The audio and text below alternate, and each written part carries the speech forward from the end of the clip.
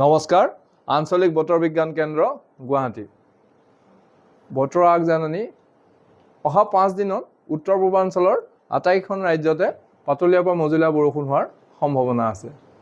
তেতিয়া আমি যদি চাওঁ অসমৰ ক্ষেত্ৰত আজি 10 তাৰিখ 11, 12, 13 আৰু 14 তাৰিখ এই 5 দিনত অসমৰ প্ৰায়বোৰ জিলাৰ দুই এঠাইত পাতলীয়া পৰা মজলীয়া বৰষুণ হোৱাৰ সম্ভাৱনা আছে।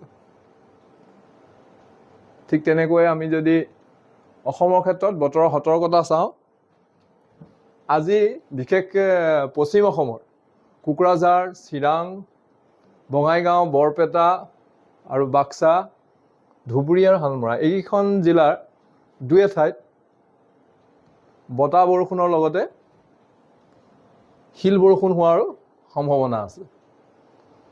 আৰু বাকী আমি যদি চাওঁ মধ্য অসম আৰু দক্ষিণ অসম আৰু উজনি অসমৰ দুই এঠাইত ঘণ্টাত 30 পৰা 40 কিলোমিটাৰ বতাহৰ লগতে বিজুলী গাজনি হোৱা বজ্ৰপাত পৰাৰ সম্ভাৱনা আছে। পশ্চিম অসমৰ ঠায়ে ঠায়ে ঘণ্টাত 40 পৰা 50 কিলোমিটাৰ গতিবেগতো বতাহ বলিব। বিশেষকৈ পশ্চিম অসমৰ এইকেইখনত ঘণ্টাত 50 পৰা 60 কিলোমিটাৰ বতাহ বলাৰো সম্ভাৱনা আছে। তেনেকৈ 11 তাৰিখে আমি যদি চাওঁ পশ্চিম অসমৰ জিলাকেইখন আৰু মধ্য অসমৰ দুই এখন জিলাৰ দুই এঠাইত ঘণ্টাত 30 পৰা 40 কিলোমিটাৰ গতিবেগত বতাহ বলাৰ লগতে কোকৰাঝাৰ, ধুবুৰী আৰু চাউথ শালমৰাৰ দুই এঠাইত প্ৰবল বৰষুণ হোৱাৰ সম্ভাৱনা আছে। তেনেকৈ উজনি অসমৰ এইকেইখন জিলাৰ দুই এঠাইত ঘণ্টাত 30 পৰা 40 কিলোমিটাৰ বতাহ বলাৰ সম্ভাৱনা আছে।